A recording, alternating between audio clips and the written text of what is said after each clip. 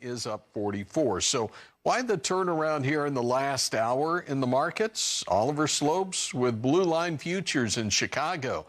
What's happening here?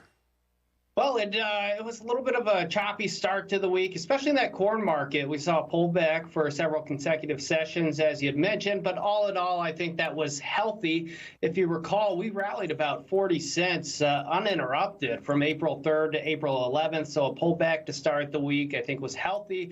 We pulled back to about the 50% retracement, or basically the middle of that range, and held the 50-day moving average as well. And now we're bouncing off that and seeing some upside of momentum. Hopefully that July contract can get out above 490 if we can do that consecutively, closing above that multiple times. I think that opens the door for a move back above $5, and then potentially we're talking about a retest of contract highs.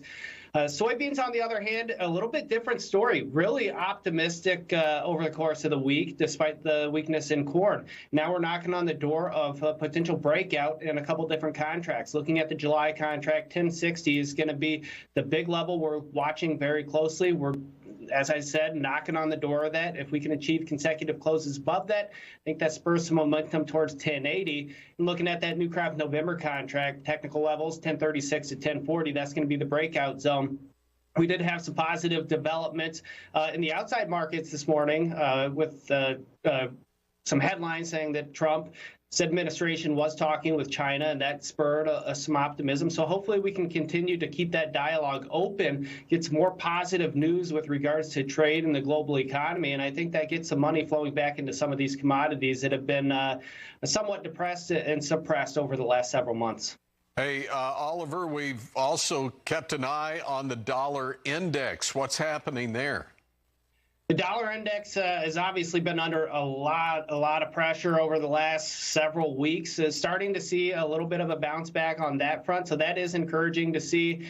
A lot of kind of correlations in these markets when you look at the currencies, commodities, precious metals, the outside markets. A lot of money kind of flowing around on the back of these headlines. And it's more or less kind of an on-off switch, risk on, risk off. Today, thankfully, we're seeing a risk-on trade. Hopefully, we can continue to see that through the today's trade and into tomorrow, get us feeling good about coming back to work next week.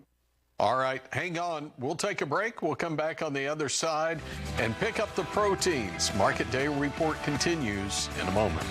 Oliver Slopes with Blue Line Futures. Proteins, what catches your eye?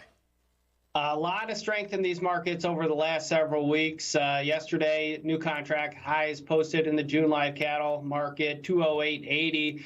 And you're going to think I sound crazy, but I'm a little bit disappointed we're not seeing more follow through to the upside with the cash developments and the April contract trading right near it.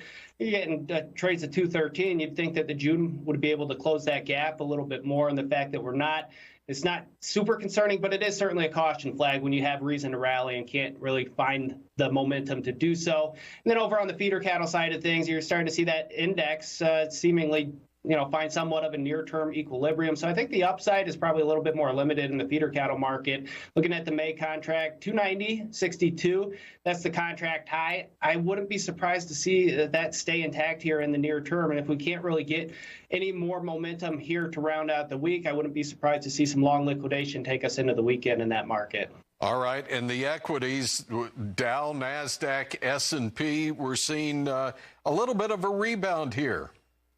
Yeah, we had a good day yesterday in the outside markets, and then we sold off a little bit into the close, saw some weakness overnight. But really, since that 8:30 Central Time floor open, you start to see buyers step in, and it kind of, piqued my interest, at least. I think somebody's got to know something. Something positive is happening that hasn't hit the headlines yet. And then sure enough, later this afternoon, we got some word that China and the U.S. administration were having conversations. And so I think the market saw that as extremely beneficial, rightfully so. And we're seeing some follow through to the upside.